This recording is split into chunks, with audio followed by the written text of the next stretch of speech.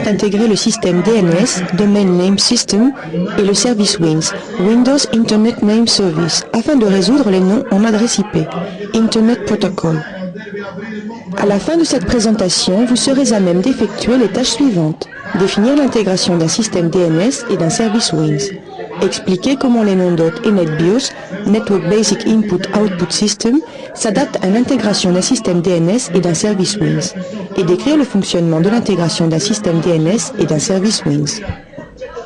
Dans les réseaux TCP/IP, Transmission Control Protocol, Internet Protocol, de nombreux composants permettent de s'assurer que chaque hôte TCP/IP peut communiquer avec d'autres hôtes TCP/IP et accéder aux ressources réseau. Après l'introduction, une vue d'ensemble de l'intégration d'un système DNS et d'un service WINS est présentée, ainsi que le fonctionnement du processus d'intégration d'un système DNS et d'un service WINS.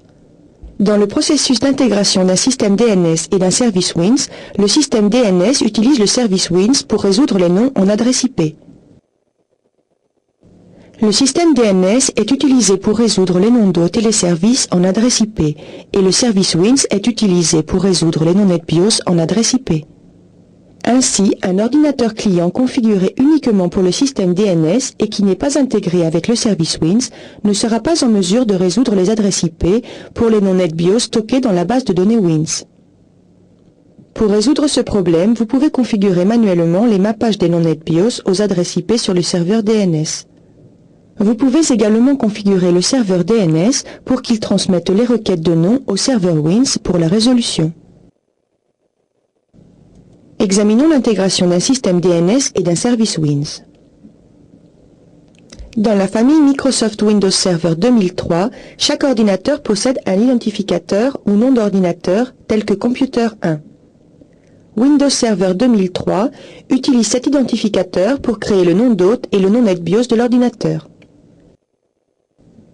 Les noms d'hôtes et NetBIOS peuvent donc être les mêmes dans Microsoft Windows 2000 ou Windows Server 2003, ce qui permet au système DNS et au service WINS de travailler conjointement pour la résolution de noms. Par exemple, un ordinateur doit résoudre un nom en adresse IP en utilisant le système DNS. Cependant, le mappage n'existe pas dans le système DNS. Dans ce cas, le serveur WINS renvoie le mappage au serveur DNS s'il est disponible dans sa base de données. Le serveur DNS peut alors envoyer le mappage du nom de l'adresse IP à l'ordinateur client. Examinons maintenant le fonctionnement de l'intégration d'un système DNS et d'un service WINS. Le client DNS demande l'adresse IP de l'ordinateur nommé serveur 1 au serveur DNS. Si le serveur DNS est configuré pour transmettre les requêtes de nom à un serveur WINS et s'il n'est pas en mesure de résoudre le nom serveur 1 en adresse IP, il transmet la requête relative à serveur 1 au serveur WINS.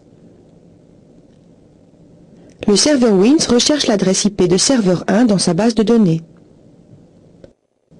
S'il trouve le mappage du nom à l'adresse IP, le serveur WINS renvoie l'adresse IP de serveur 1 au serveur DNS. Le serveur DNS renvoie ensuite l'adresse IP de serveur 1 à l'ordinateur client qui peut alors accéder à serveur 1. Dans cette présentation, vous avez appris ce qu'est l'intégration d'un système DNS et d'un service WINS, comment les noms d'hôtes et NetBIOS s'adaptent à l'intégration d'un système DNS et d'un service WINS, et comment fonctionne l'intégration d'un système DNS et d'un service WINS.